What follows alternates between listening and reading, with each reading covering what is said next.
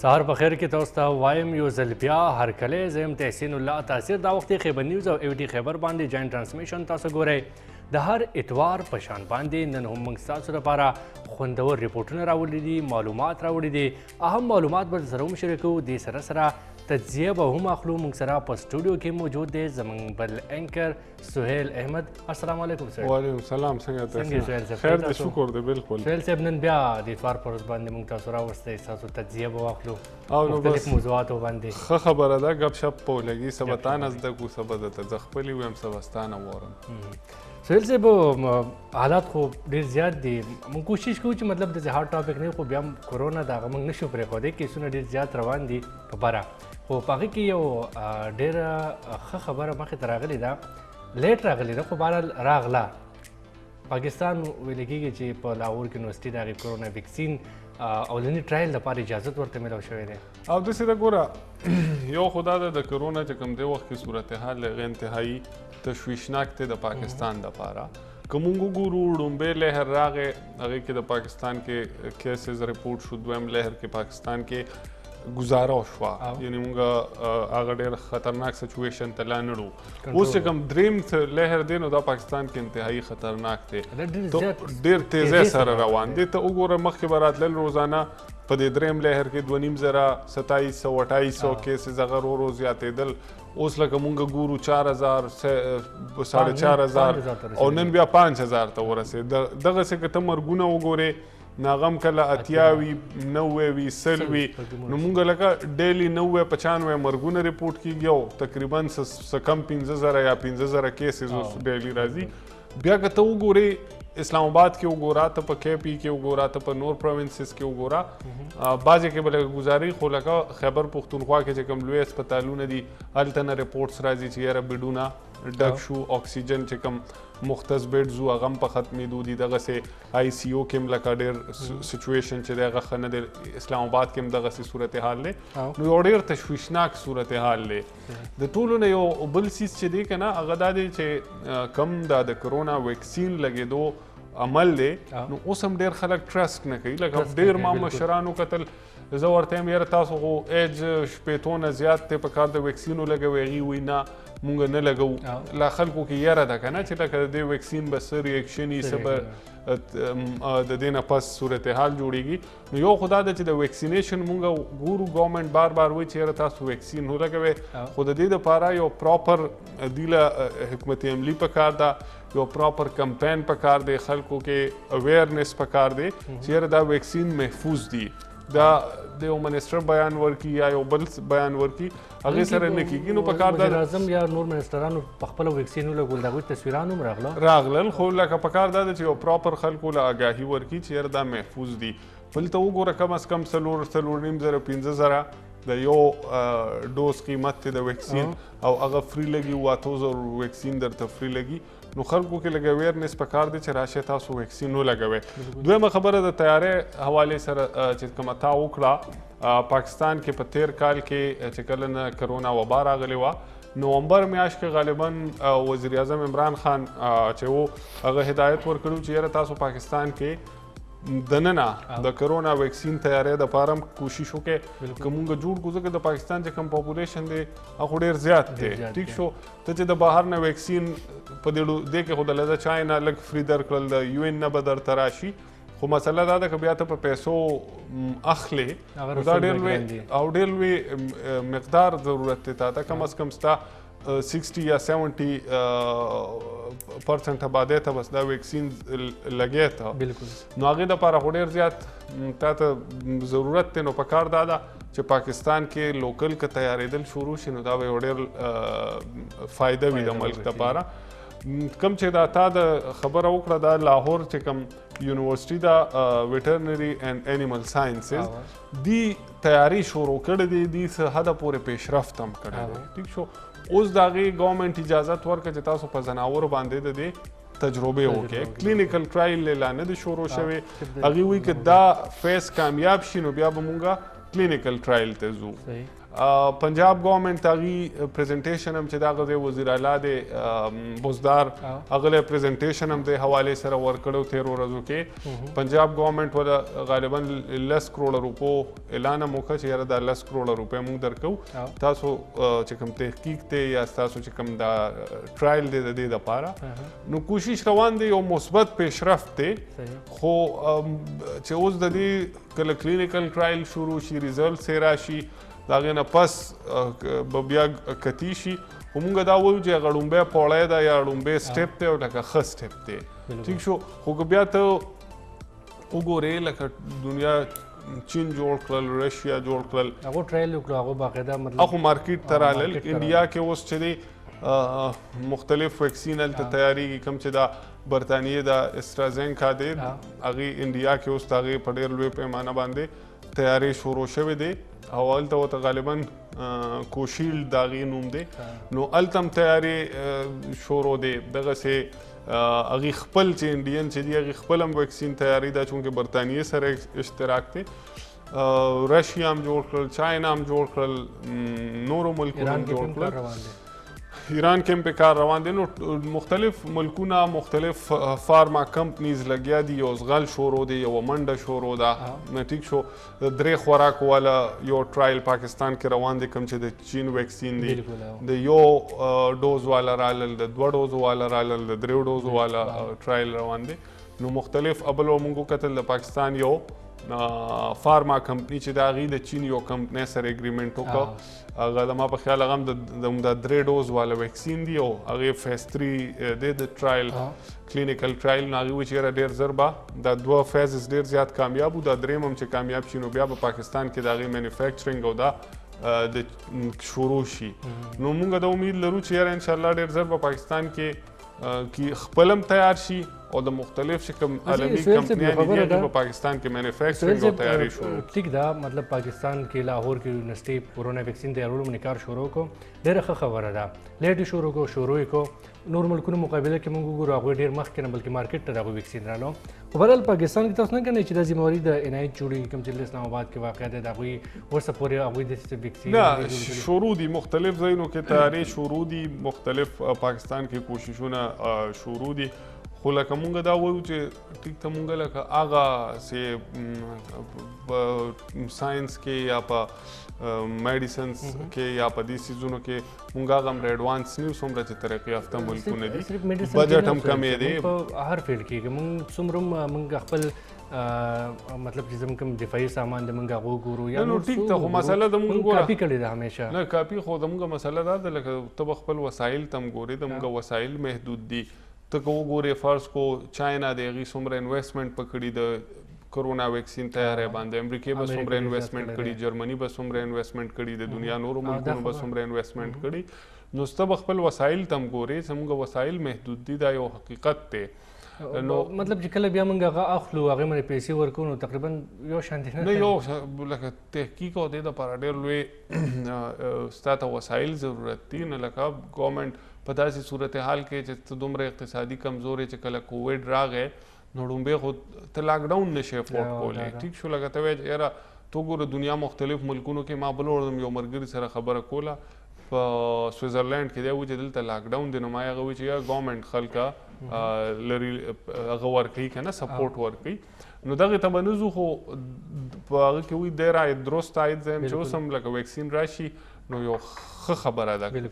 او انشاءالله پاکستان کې به د خپل هم تیار شي زر لکه د امید دی او چې کوم مختلف کمپنیانې دي چاینیز دي یا نور دي هغوی به هم فیوچر کې دلته خپل مینوفیکچرینګ شروع کړي دلته به د ویکسین تیاری شروع کړي نو انشاءالله وخت سره به دا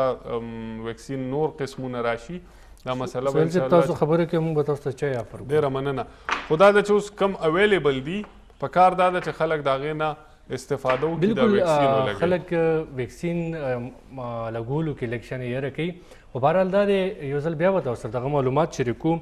چې اوس ما په خیال د یکم نه بعد 500 کالو پورې دا راغلی دی او شروع دی 31 نه بالکل د هغه شروع شوی دی رجسټریشن عمل شروع شوی دی 500 کالو عمر یا د 500 نه سیوا چې هر څومره تاسو کې خپل شناختی کارت نمبر په خپل موبایل میسج کې ټایپ کړئ هغه په 1166 باندې ولګئ تاسو ته به جوابي میسج راشي هغه کې به تاسو متعلقه سنټر وښیي ټایم به وښیي په هغه ټایم په هغه ورځ باندې تاسو لاړ شئ او هلته فری ویکسین ولګوئ نو دا یو ډېر ښه خبره ده چې تاسو په وخت باندې ویکسین ولګوئ که دا وخت کې کوم کشران ګوري نو هغوی له پکار ده چې هغوی په کور کې څومره مشران دي هغوی ته دا ویکسین ولګوي صرف دا نه چې هغه د کورونا نه ښکار شوي هغوی ته ویکسین ولګوي بلکې که هغه د کورونا نه ښکار شوي ویم نه خو احتیاطي طور هم دغه ویکسین لګول لازمي او نو دا خو بیسیکلی دیم دغه خلکو دپاره کوم چې د وخت کې محفوظ دي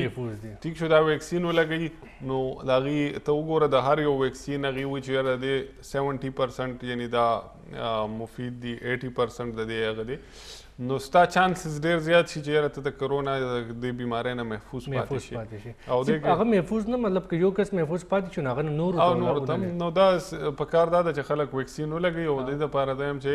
ګورنمنټ له هم پکار دي چې پراپر د آګاهۍ او مهم وچلوي خلک په دې سیز باندې ګایډ کړي چې سپیشلی علما کرام چې دي یا جمعې پر ورځ باندې چې کله ته واعظ کېږي هغې کې دا خبره په ملیانو باندې وکړي د هغوی اثر ډېر زیات بالکل همداسې ده او ایکسپرټس راشي په ټي وي باندې راشي په میډیا باندې راشي په سوشل میډیا باندې راشي خلکو کمپین ول ډېر ضروري دی څنګه چې پولیو کمپین چلیږي همدغه شانې کورونا ویکسین دپاره هم ضروري دی پکار ده چې خلکو کې اویرنس پیدا کړي شي خاص ویل چې کورونا باندې خو چې خبرې څومره هم ډېرې کوو نو هغه ختمیږي نه خو بهرحال کورونا د وجې چې کوم د حالات پیدا شي دي خلک ډېر زیات مطلب پریشانه دی که څوک کاروبار کې هغه هم پریشانه دی که څوک مطلب زیات هغه خلک چې د هغوی مطلب زیات ژوند په دیاړۍ باندې مطلب روزمره انکم چې کوم دی هغه بیا ټول نه زیات متاثره دي دې سره سره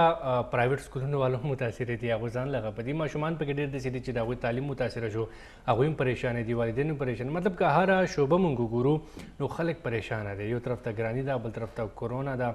نو معاملات ډېر دي خو که په داسې حالاتو کې څه داسې اکټیویټیز کېږي چې هغه د انسان دغه ټولې پریشانیانې شاته کوي او هغه یو ښه طرف ته بوځي یو پازیټیو سایډ ته بوځي نو دې حوالې سره به څه ویل غواړئ یاره اوس مسله ده د پریشانۍ خو په ژوند کې بیا چې داسې وبا راغلي او هغه وبا هم بیا په یو ملک یا یو علاقه کې نه بیا یو په دې کې غټه خبره ده سهیل صاحب چې داسې وبا مطلب دا و چې څومره خلک ژوندي دي هغوی په خپل ژوند کې دا نه لیدلي او نه لیدلې نو او بیا لکه داسې وبا ده چې هغه ټوله دنیا کې ده لکه داسې نه ده چې په یو مخصوص علاقه کې ده یا مخصوص ملک کې ده یا یو مخصوص خطه کې ده ټوله دنیا کې د هغې خوره ده او ته بیا وګوره ټوله دنیا کې مختلف ځایونو کې لاک ډاون دي مختلف ځایونو کې ایون بعضې ځایونو کې خبره کرفیو پورې لاړه شي که نه نو هغې سره به یقینا کاروبارونه هم متاثره کیږي هغې سره به معیشت هم متاثره کیږي هغې سره به امروزه ژوند هم متاثره کیږي هغې سره به تعلیم هم متاثره کیږي هغې سره به ستا د ژوند هره څانګه هره شعبه متاثره کیږي دې کې خو شک نشته ټیک شو بلکې مونږ چې وو پاکستان کې دلته که مونږ وګورو دلته د مایکرو لاک ډاون سمارټ لاک ډاون او دا څیزونه رالل یو مخصوص ګلي بند شي یو مخصوص سیکټر بند شي خو مونږ لکه د هغې وجه هم شاید چې دا ده چې مونږ معاشي طور هغه مضبوط نه یو چې ګورنمنټ نه غواړي چې یاره دې یو سخت لاک ډاون وکړي ته وګوره اوس هم کیسز ډېر تیزۍ سره روان دي خو ګورنمنټ ته پروینشل ګورنمنټ وګوره د خیبر پښتونخوا ته مرکزي حکومت وګوره د هغې بار دا موقف دی چې یاره مونږ لکه مکمل لاک ډاون افورډ کولی نه شو هغه مطلب هم دی که نه چې مار هم مړ شو ډانګ هم مړ نو هغې وجه مونږ افورډ کولی نه شو نو مونږ لکه لاک ډاون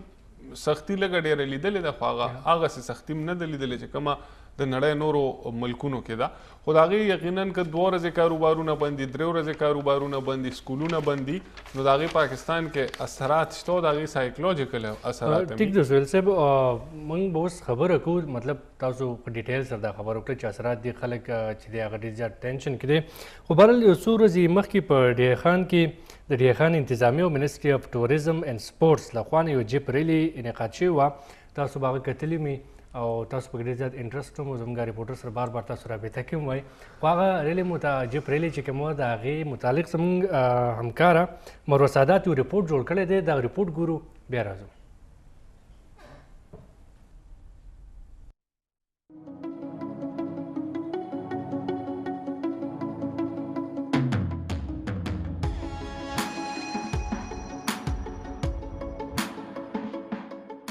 د سیل او سیلګرۍ محکمې او د ډي آی خان ضلعي انتظامیې د سوري لاندې په ډیره اسماعیل خان کې د گاډو د ریزونو میله سرته ورسېده چې پکې د 80 نه سوا نارینه او زنانه ماهرینو ډرایورانو ګډون کړی و. छोटी सी हमारी ये कोशिश है लेकिन अल्लाह के फजल से अभी तक केपी की तारीख में ये सबसे बड़ी रैली है और बड़ी कामयाब चल रही है. लोग भी खुश हैं, यहाँ लोगों ने बड़ा वेलकम किया है और स्पेशली मैं रेसर्स की बात करूँगा कि उन्होंने इतना बड़ा ट्रस्ट किया कि यहाँ पे इतना बड़ा मेला हम सजा रहे हैं, रैली कर रहे हैं और वो आए और सब ने पार्टिसिपेट किया अल्लाह के फजल से. डेरा जात का ये और केपी का ये एक पहला वेंचर है 4x4 रेस का. د میلې پر لومړۍ مرحله کې د ډیره جات آف روډ چیلنج 4x4 صحرایي جیپونو ریز شو. جیپانو ریلی لپاره په 160 کیلومتره مشتمل ټریک جوړ کړی شوی و. ये मैं फर्स्ट टाइम रैली कर रहा हूँ. मेरे कुछ दोस्त करते थे तो थोड़ा बहुत वो था, लेकिन जब ये डी खान में इसको इनकाद किया गया डेरा जात के साथ, इसको हमने डाला एक नया इवेंट और उसमें हमारे कमिश्नर डी खान और हमारे MP सिटी फैसल अमीन गंडापुर उन्होंने बहुत इस पर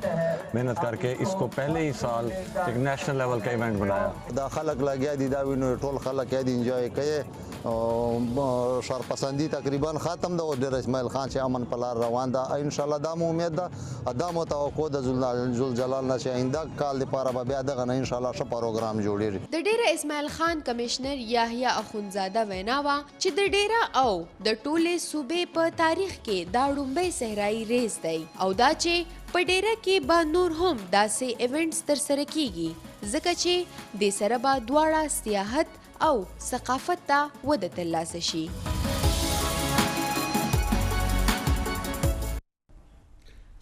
تعداد د خوندور ریپورت تاسو کتل کوم چې په جبرېلي باندې سهیل صاحب کې مختلف کسانو خپل د رایې اظهار کو ویل چې اوس امن بحال شوی دی داسې د ریلیز چې کوم دی هغې نقاط بدل دی کېږي دې سره سره که موږ بیا به یو پر کورونا ته راشو چې مطلب کورونا سچویشن کې که موږ بهر ته وګورو په صحراګانو کې یا دغه ډیره کې چې کوم جبرېلي شوی وه نو ډېر زیات خوند هم کوو هلته هم خلک راغلي وو څوک یې په ټي وي باندې ګوري هغوی ته هم ډېر خوند ورکوي داسې د سترو انعقاد سره یو ډېر پازیټیو اثر غورځېږي په ولس بالکل ډېر پازیټیو دا ګوره زموږ دلته مسله دا ده زموږ ټول فوکس په کرکټ باندې ټیک شو. ډېر سپورټس داسې دي چې هغه موږ بالکل نظر انداز کوو، میډیا هم نظر انداز کوي او هغې ته خلک ګورنمنټ هم توجه نه ورکوي. هغه وجه د خلکو انټرسټ پکې هم بیا کوي ختمیږي. اوس دا چې کوم د ریس دی یا د جیپ ریلیز دي یا دا په ټوله دنیا کې ډېر پاپولر دي. ټیک شو پاکستان کې لږ شان د دې سره خلک زه به ده ووایم چې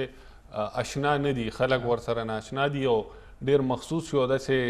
خلک دي چې هغه دې څیز کې دلچسپي اخلي د هغې د وجې ډېر خلکو ته پته هم نه لګي. اوس ما دا ریپورټ اورېده نو لکه دا زما دپاره هم نوې خبره وه چې بار بار پکې یوه خبره کېده چې دا په خیبر پښتونخوا کې لومبې ایونټ و په ډیره اسماعیل خان کې هم لومبې و خو ورسره صوبه کې لومبې و. چولستان جیپ ریلی مونږ اکثر او هر کال منعقد کیږي دغسې اوس او پنجاب کې کیږي. ثوابې کې مخکې ورځو کې یو ریلی د جیپ شوی وه خو هغه چې وه هغه لږ شانتې په وړه پیمانه وه چونکې دلته هغه د ډیره اسماعیل خان کې هم مونږ به دا یو ووایو چې یو قسم صحرایي علاقه ورته بعضې داسې علاقې پکې شته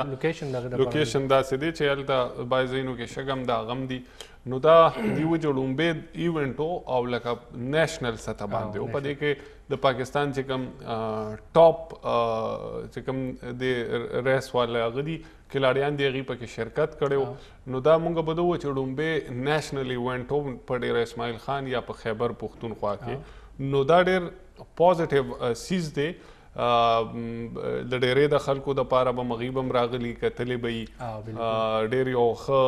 ایونټ په شوي. نو زما په خیال د ایونټ تواتر سره پکار دي دا سپورټ اکټیویټیز دغسې دا قسمه ریلیز یا نور داسې اکټیویټیز سپورټ د ژوند حصه ده. اوس صرف مطلب ستاسو خبره ټیک ده چې کرکټ نه مختلف لوبې دي هغې ته توجه ورکول پکار دي. هغې زموږ ثقافتي ډېرې لوبې داسې دي پخوانۍ چې هغه مطلب که دوباره را ژوندۍ کړي هغه کې خلک ډېر حصه اخلي. بلکې غټه خبره دا ده چې عام طور چې کوم دي مشران په دې نویو لوبو باندې لږ شانې مطلب د هغوی انټرسټ پکې نه وي چې کله د هغوی د وخت لوبې نن سبا دور کې راشي نو هغوی به ورته راشي. پرون ما کتو بلوچستان کې یو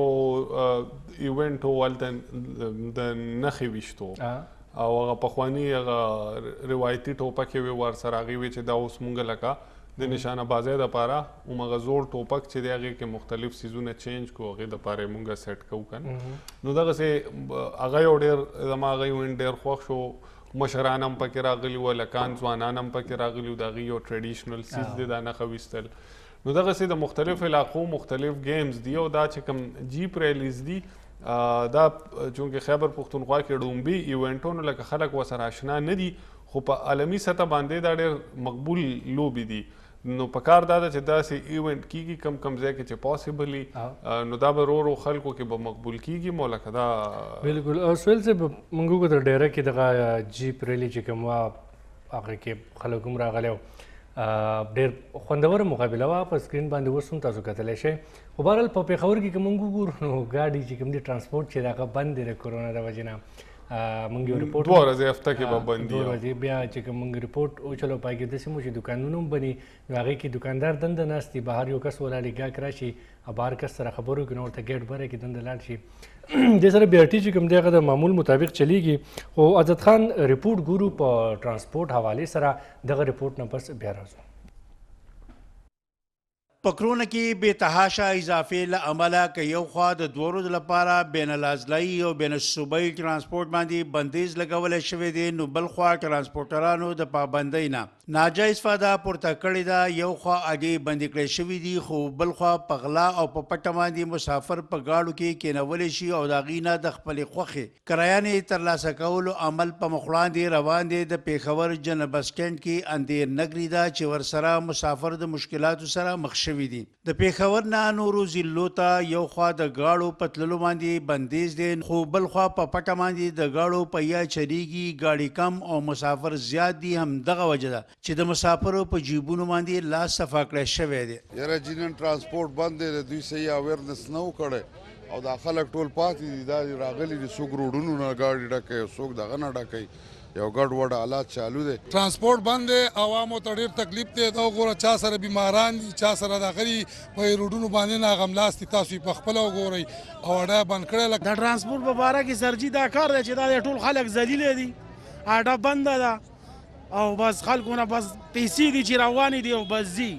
دا د سوارلو ترانسپورټ کم از کم کولو پکارو چې د عوامو له خو لږ دغه وی که نه سهولت دا د عوام کډېږي څوک بیماران دي څوک څه دي څوک څه په پوټ پاسو پراته دي روک ولاو ده دغه او ترانسپورټ باندې اډای بنده کړ ده ټوله اډه خلک ته ډېر تکلیف دی عوامو ته تکلیف دی ضلع پېښور کې د ننه پبلک ترانسپورټ سره سره بي آر ټي سروس د پابندۍ نه مستثنا ګرځولی شوی دی د نن 2 ورځو لپاره هفته او اتوار لپاره مکمل لاک ډاون نافذ کړی شوی دی چې په نتیجه کې دوکانونه مارکیټونه او بازارونه بند ساتلی شوي دي په صوبه کې د کرونا په کیسونو او د دې نه د مرګ شرح بې کچه سیوا شوې ده په 30 غنټو کې د کرونا نه 15 تنان په حق رسېدلي چې پکې 22 تعلق ضلع پېښور د یو مردان 3 صوابۍ 3 سوات یو باجوړ یو ایبټ آباد یو کوهاټ او 3 ډېر اسماعیل خان سره ښودلی کېږي په 30 غنټو کې یو زر اووه نور تران د کرونا ښکار شوي دي چې پکې 244 تعلق پېښور سره ښودلی کېږي په ټوله صوبه کې د کرونا فعال کیسونو تعداد 10,195 ته رسېدلی چې پکې ضلع پېښور نه 3,908 مریضان شامل دي په صوبه کې د کرونا تر دې دمه 90,222 تنان متاثره شوي چې پکې 9,991 تعلق ضلع پېښور سره دی تر دې دمه صحتیا شوي تنانو شمېره 22,650 ته رسېدلې ده کیمرامین سردار علي خان یوسفزۍ سره حضرت خان مومند خیبر نیوز پېښور جی حضرت خان مومند رپورټ تاسو وکتو خیبر پښتونخوا کې د کورونا کیسونو شرح چې کوم دغه په بره روانه ده د دغې مخنیوي لپاره صوبایي حکومت دا فیصله کړې ده چې د هفتې اتوار په ورځ باندې به ترانسپورټ چې کوم دی هغه بند وي او دې نه علاوه بي آر ټي سروس چې کوم دی هغه به بحال وي سهیل صاحب ترانسپورټ مطلب اولني لهر کې د کورونا چې کله ترانسپورټ بند شي او بیا په دویم لهر کې کلو په دریم لهر کې بند شو مطلب دا چې کیسز ډېر زیات په تیزۍ سره روان دي او د دې ترانسپورټ بندېدو سره هم د خلکو بیا ډېر زیات ژوند متاثره شي متاثره شي ګوره داسې ده چې دا سچویشن داسې دی چې دا عام حالات نه دي ټیک شو یقینا چې ته ترانسپورټ بند دی ته لاک ډاون کې نو د هغې به څه قیمت ادا کوې خلکو ته به مشکلات یقینا وي بالکل خو آیا دا ترانسپورټ ولې بندیږي یا دا لاک ډاون ولې کیږي د هغې ریزن دا دی چې دا وبا تیزی سره خورېږي یعنې زه دا سل په سله باندې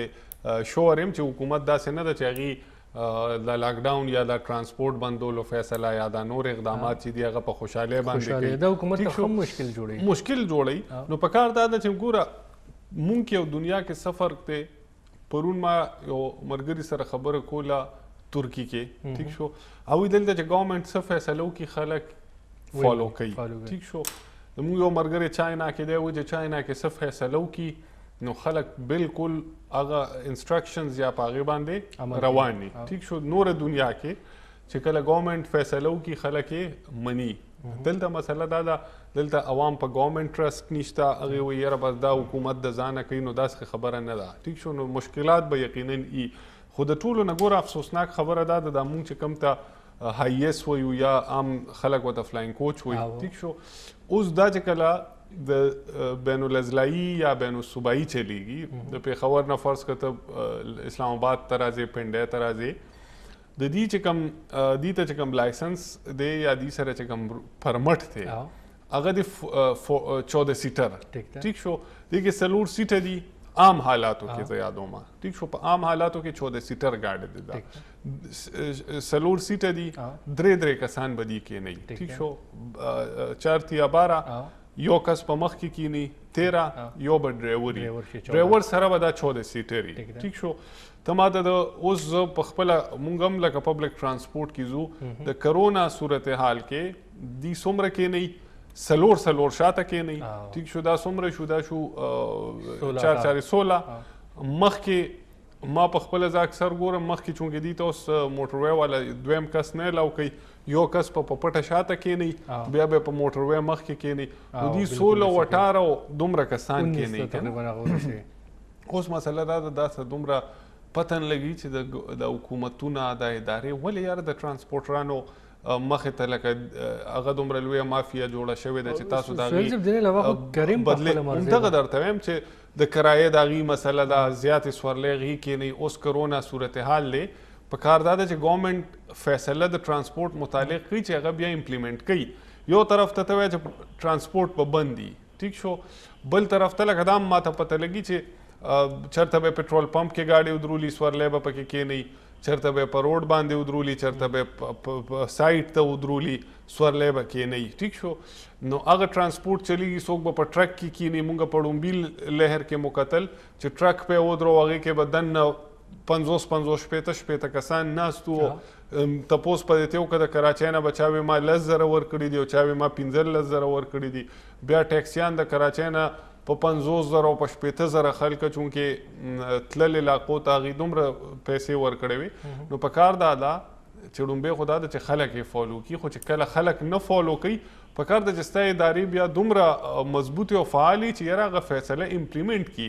اوس تا پبلک ترانسپورټ بند که او صورتحال دا دی چې خلک په نورو طریقو ځي چا سایټ ته ودرولي لکه سورلی دی خوا راشه او عام حالاتو کې فرض که پېښور نه 400 کوي په دې حالاتو کې 1200 هغې اخلي بالکل داسې ده په اختر روزو کې داسې خو زیات موقعو کې مونږ وګورو ټرافیک پولیس شو یا مطلب موټروی چې کوم پولیس دي دا شو هغوی د ګاډو والا سره ملوي لکه اکثر داسې واقعات هم کې دوی ګاډۍ ودرېږي خپل کسان پکې کښېني هغې کرایه نه ورکوي دا به هلته په انټرچینج مړه دغه څیزونه هم دي خو دا واړه دا زما په خیال دغه د ریزن نه دی خو زه په دې نه پوهېږم زه په فرض که په موټروی راځم پېښور کې ته موټروی ته راخېږې دلته به د پولیس چیک پوسټ وي ټیک شو هغې ته به دا وګوري چې لکه چېرته مشکوک کس پکې ښکاري نو ورته به وایي راکوشه تالاشي مالاشي به والي ټیک شو بیا دا لکه د اډې نه والا تر اسلام آباده پورې یو داسې کس نی چې هغه نه دا تپوس وکړي چې بهی تا دا سورلی ولې زیاتې کېنولې دي ټیک شو دغسې ته به شانګلې ته ځې څوک به بل ځای ته ځي څوک به بل ځای ته ځي بیا تا د کرایې خبره وکړه یو وایي یاره دا د صوبې مسله ده یو وایي دا د هغې علاقې مسله ده یو وایي دا د وفاق مسله ده نو 20 چکرو کې به پریوزیږي نه دا څومره لوی کار دی بالکل آسان خبره ده یو کنټرول روم قایم کی نمبر یې ورکړي په کوم ګاډي کې کرایې سیوا واخلي اختر په موقعو کې یا هسې په نن سبا حالاتو کې ډایرکټ هغې ته سړی کال کوي میسج کوي اوس دا کم ګاډي چې دي دا کرونا اوس ګورنمنټ فیصله کړې 2 ورځې به بند دي او دا پبلک ترانسپورټ راوتی دی هغې په پټه سورلی کې نه وي ټیک شو نو دا څومره سنګین جرم دی په کار دا ده چې د دې خلاف لکه یو اداره خو پرون وی که نه چې یاره دا ګاډي یې کم راوستي و چې دی بند کړی و یا دا دومره جرمانه کړي و چې یاره بیا فیوچر کې چا دا سوچ هم نه کو چې یاره په ترانسپورټ بند دی او زه به ګاډي وباسم نو دا ده چې زموږ د ادارو ډېره سخته کمزوري ده او دا لکه مقامي انتظامیه چې کومه ده یو سیز دی چې لکه حکومت یو ځل دوه خو په خبر کې راغی چې یاره او بیا پکې وی سیف ډیز پر پبلک ترانسپورټ بند رهیږي که نه نو پکار دا ده چې ته پبلک ترانسپورټ بندی چې هغې باقاعده ته مخکې نه خلکو ته ووایې ته اړو والا ته ووایې چې یاره ترانسپورټ به بند وي ته یو څو بینرې چېرته ولګې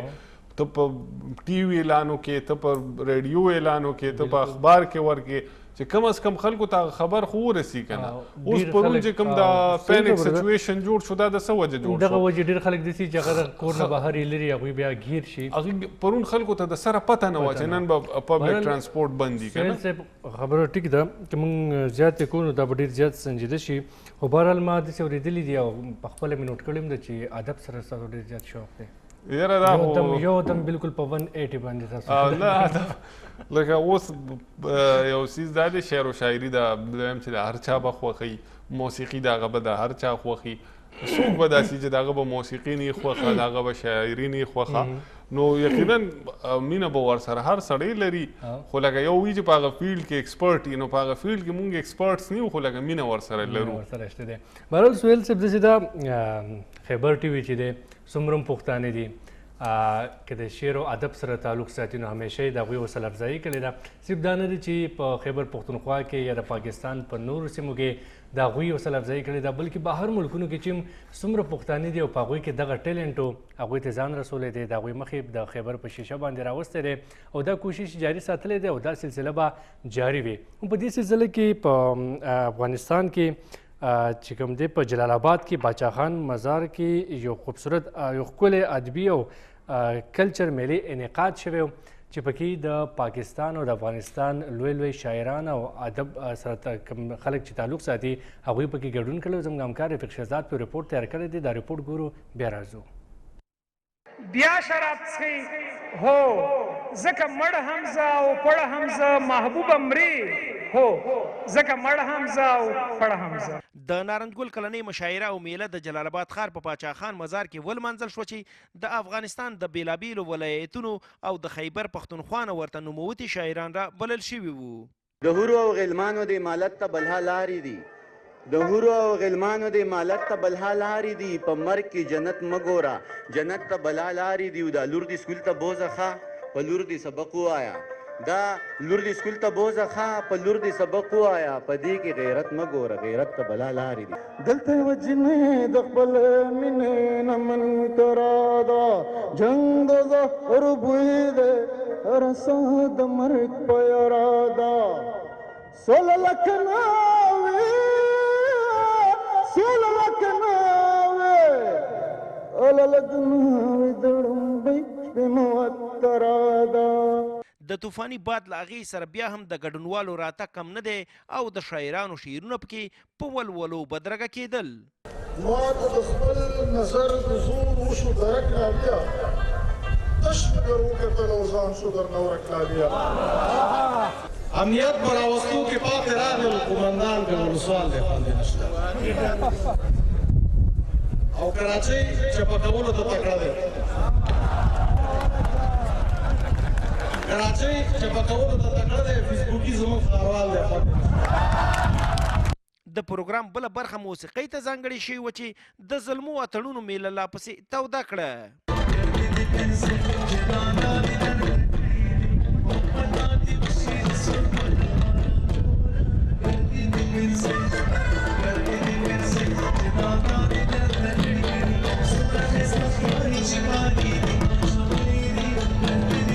لبامی بلخارا پاڅه لبامی بلخارا پاڅه د نوروز د سحر باده د نوروز د سحر باده پرهیشګي وای سوله هیله ورمان ده وسونه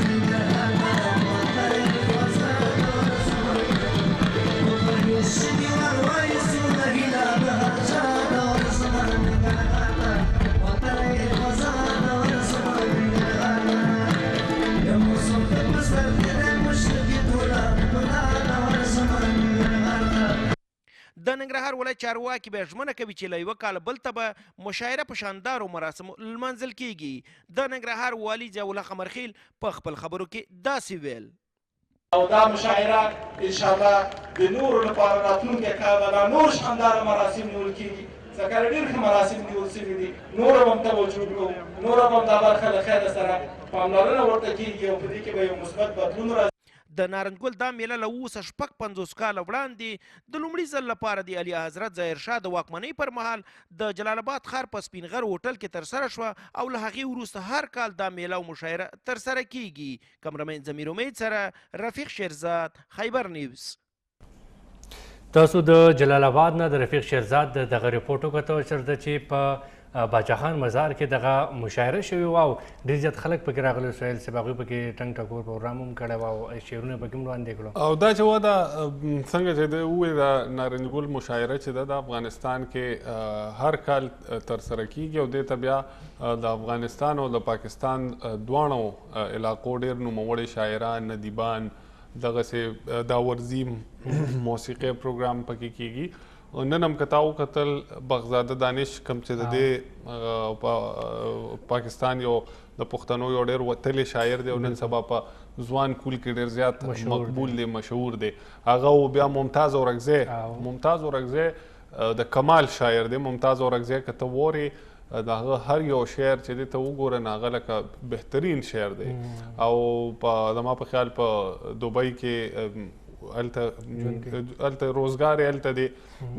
نو ممتاز اورکزی د دې وخت په بهترین شاعرانو کې یو شاعر دی. دغسې بسر صاحب ورله ورغلی و د هغې علاقې ډېر ښه شاعرانو د افغانستان چې کوم بیا که موږ سینګرز وګورو ډېر ښه سینګرز راغلي ورته. نو دا نارنجګل مشاعره چې ده دا هر کال یو ډېر بهترین ایونټ وي او دا زما په یعنې په علم کې اضافه شوه. دا 1956 نه را په دې خوا مسلسل روانه ده، هر کال کیږي. او بیا چونکې دا د سپرلي سره تعلق لري،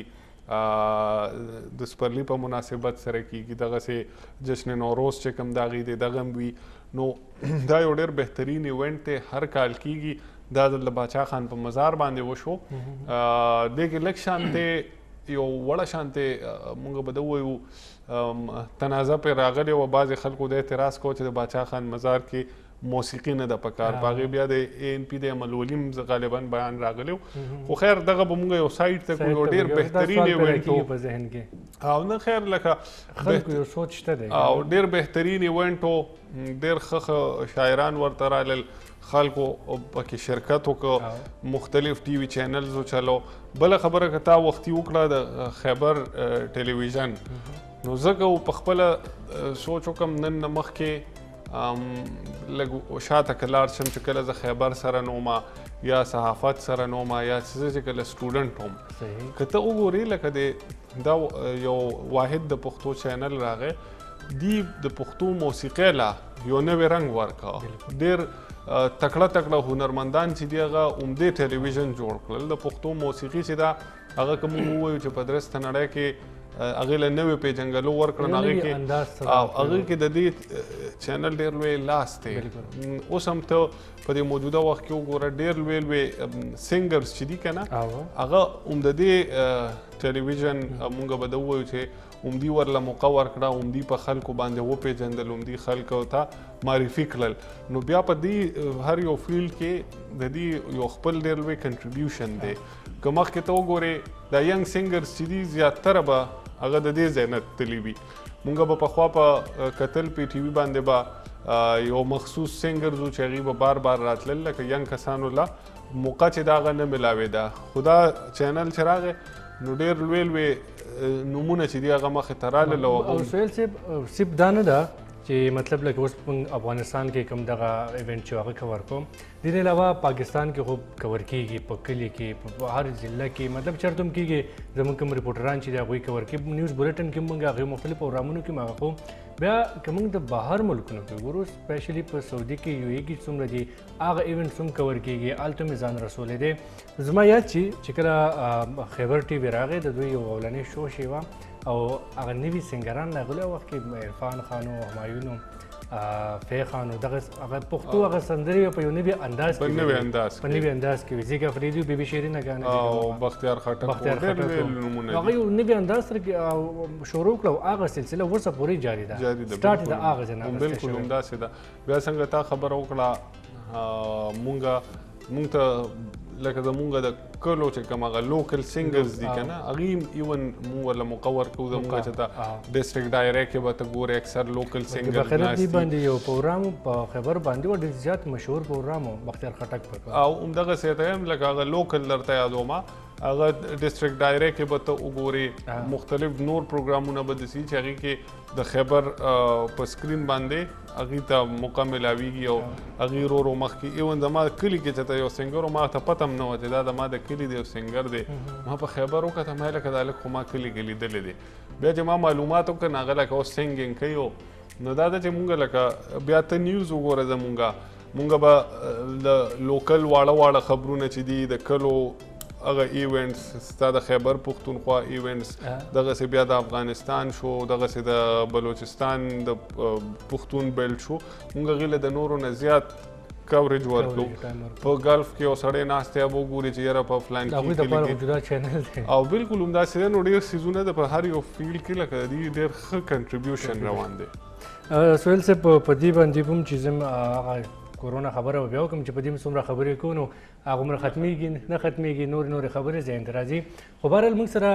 یو رپورټ شامل دی په دې پروګرام کې هغه رپورټ دی د ټریفک قوانین متعلق کوم ملک چې ټریفک قوانین فالو کیږي هلته د روډ حادثات چې کوم دي هغه ډېر زیات کم مخې ته راځي هغه خلک نه صرف هلته د روډ حادثاتو نه بچ کیږي هغه ډېر زیات سوشل هم ښکاري ډېر مهذب هم ښکاري او چې کله خلک ټریفک رولز فالو کوي نو د هغوی د ملک او د هغوی د معاشرې هغه ښکلا چې کوم دغه ټولې دنیا ته په نظر راځي موږ همکار چې کوم دی زیمل خان هغه په دې سلسله کې یو رپورټ جوړ کړی دی چې ټریفک قوانین باندې څومره پاسداري کیږي دا رپورټ ګورو بیا راځو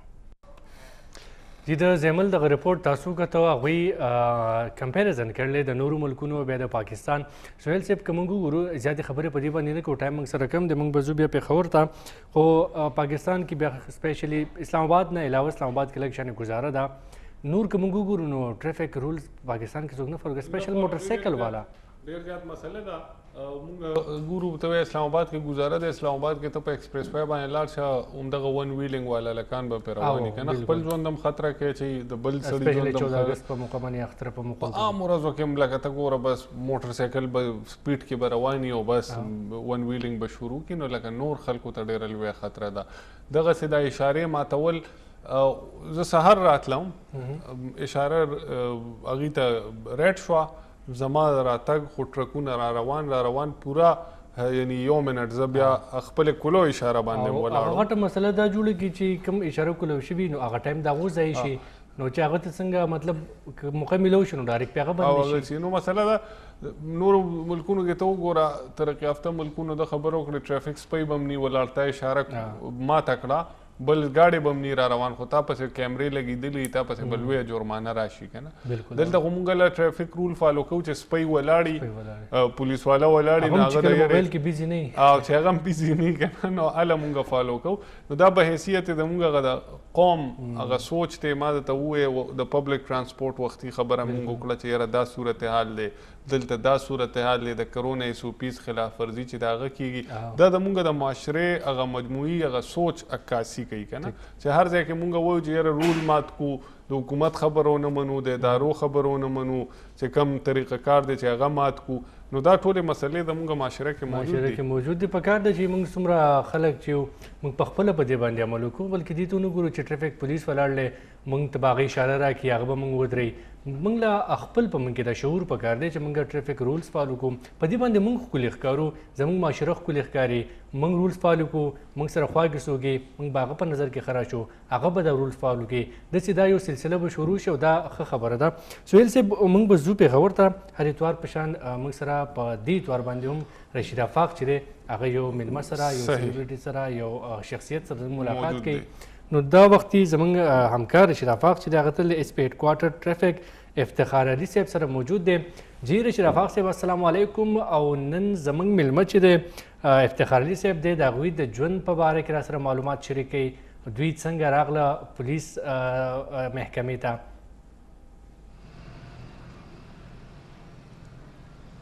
بالکل لکه څنګه چې تاسو وویل تحسین چې موږ سره چې کوم د پولیس ایس پی هډ کوارټر موجود دی هغه سره به خبرې اترې کوو د هغوی نه به د ژوند معلومات اخلو. عموما د پولیس حوالې سره د خلکو دا لکه ذهن دی دا سوچ چې دا پولیس چې کوم دی دا ډېر کارونه نه کوي، خو که خبره راشي د ټریفک پولیسو ته نو صرف پېښور کې ټریفک پولیس چې کوم دی هغه په ایس او پیز باندې هم عمل کوي، تجاوزاتو خلاف هم اپریشنې کوي، په ټریفک کې چې خلل راشي هغوی خلاف هم کاروایانې کوي او ټریفک روان دوان ساتي. دا وخت موږ سره ایس پی هډ کوارټر افتخار علي صاحب موجود دی. هغه نه به اول سوال دا کوو چې په کارونو کې چې دی سحر پاسي نو کم یو کار تاسو ړومبی کوئ؟ بسم الله الرحمن الرحیم. سهار چې د پاسم غسل وکړم، لمونځ وکړم، او چې لمونځ کوم نو ناشته تیاره وي، ناشته وکړم او د ناشتې نه پس بیا ډیوټۍ له راوځم نو بس بیا ټوله ډیوټي کوم. او په ناشته کې څه شی خورې؟ ناشته کې زیاتر انډه او پراټه خورم. دا راته ووایه چې لکه پولیس ته څنګه راغلی، څنګه دې خوښه کړه چې پولیس جاین کړم؟ پولیس سره زما د بچپن نه شوق و او دا به ما ویل چې یاره که زه لوی شم او خدای رحم وکړو نو زه به په پولیس کې برتي کېږم. د بچپن نه زما دا خواهش و او خواهش مې خدای پاک پوره کړ، په پولیس ته رالم او دې ځای پورې تاڼهدار برتي شم او دې ځای پورې ورسېدم. ډېر زبردست. دا راته ووایه چې تاسو خو په عام پولیس کې هم پاتې شوي یئ، اوس ټریفک پولیس ته راغلي یئ، په عام پولیس او ټریفک پولیس کې مو کومه ډیوټي زیاته انجوای کړې ده؟ یاره ما خو پکې زیاتر د ټریفک ډیوټي انجوای کړه ځکه چې دې ټیم معلوم دی، په ټیم راشه او په ټیم لاړ شه. او د ډسټرکټ پولیس کې چې کوم دی نو د هغې خو هر وخت 24 घंटे آنلاین وي، آنلاین ته به 24 घंटे مطلب جوابدهي موقع ته به رسې چې کوم وخت تا پسې کالو شي نو ته که کور یې او که بار یې خو ځان به موقع ته رسې. د ټریفک ډیوټي دا ده چې بس شفت ختم شو څادر وڅنډه او کور ته روان شه. دا راته ووایه چې پولیس همیشه چې چېرته هم وي، تاسو مخکې ډسټرکټ پولیس کې هم پاتې شوي نو ډېر روب او دبدبه لري او غصه هم کوي، تاسو هم کور کې غصه کوئ؟ یاره کله کله چاته چې موقع میلوي شي نو غصه وکړو که د غصې کار راشي، خو ډېره کمه. رشیده چې غوسه کېږي په څه او خوشحالېږي په څه؟ رشیده تاسو لکه زموږ غږ درځي زموږ چې کوم مېلمه دی چونکې هغه ټریفک ایس ایس پي دی، د ټریفک حوالې سره ترې تپوس وکړې چې یاره پېښور کې څومره پورې د ټریفک مسلې موجود دی او ولې خلک چې دی هغه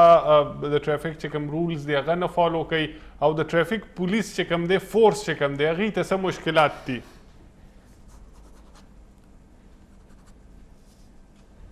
زموږ چې کوم هلته کسان ناست دي سټوډیو کې او تاسو دا ټوله دنیا نیغ په نیغه ګوري، د هغوی سوال دی چې پولیس ته په پېښور کې ټریفک پولیس ته څه مسلې دي او بیا دې نه علاوه لکه خلک عام خلک چې دي هغه ټریفک رولز ولې نه فالو کوي او څنګه به یې فالو کوي او دې دپاره څه کول پکار دي؟ د ټریفک رولز باره کې چې تاسو سوال وکړو هغه دا دی چې موږ خلک د رول نه ناواقفه یو. موږ له پکار دی چې موږ دې ته پوره ایجوکیشن ورکړو او د ایجوکیشن نه پس که یو سړی غلطي کوي بیا هغه له چالان ورکړو،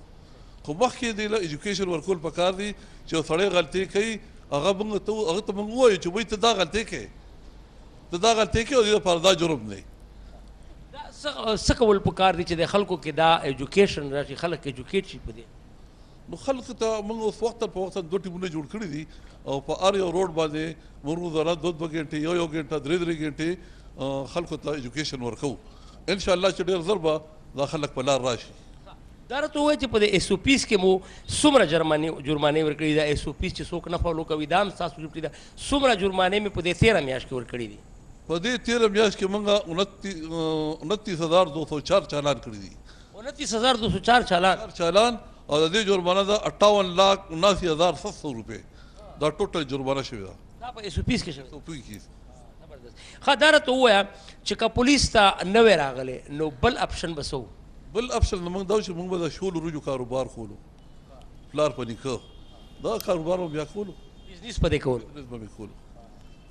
دا هم ښه خبره ده. ښه دا راته ووایه چې پولیس والا اکثره داسې خوشک مزاج غوندې وي، ډیوټي وي او ډیسپلن وي، او ځنه پکې داسې هم شته لکه محمد علي بابا خیل یا نور چې هغه د شعر و شاعري سره هم شوق لري. تاسو هم شعر و شاعري سره شوق، او بیا تاسو تعلق هم د چرسدې سره دی، چېرته چې غني خان، چېرته چې نور داسې غټ غټ شاعران پاتې شوي دي. دا خبره ټیک ده، چرسدې سره مې تعلق دی، خو دې طرف ته ما سوچ نه وی کړی د شاعرۍ طرف ته. اورې هم نه اورې چېرته؟ یاره داسې خاص نه اورم.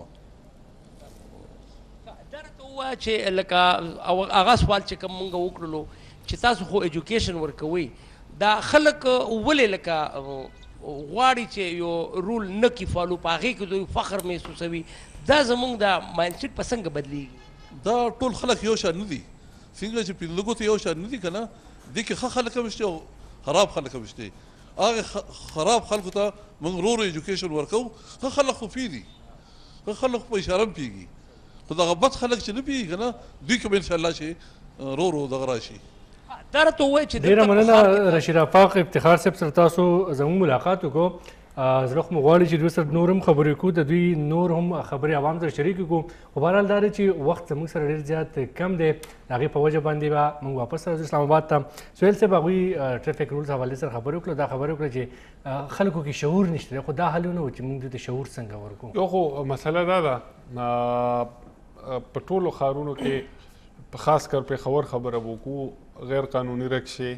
ټیک شو، د هغې مخنیوی نه کېږي. ته وګوره په ډېر زیات بد حال دی د هغې د وجې نه. دویم چې کوم د ګاډي لایسنس یا د بایکس لایسنس ورکړی کېږي،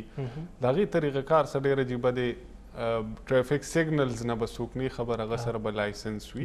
نو دغه څیزونه ته کتل غواړي. ستا اکثر اشارې